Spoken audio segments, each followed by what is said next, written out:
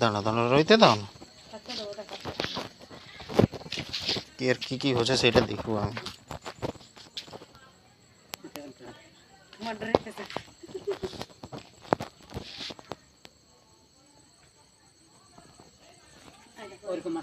আর দিনে এত সুন্দর ছিল এখনো বলবার না। আর এই সকালে রাতে পাগুলো করলো।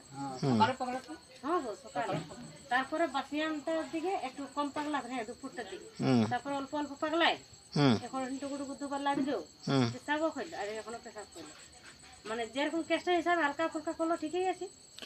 হ্যাঁ এখনই ইঞ্জেকশন পত্র করা হবো। হ্যাঁ আর এই এখন এই কটা 4:30 কি 5টা বাজে সে এখানে আরো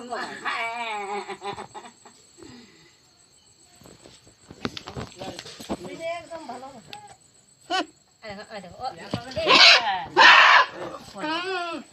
ওরকম পড়ছে।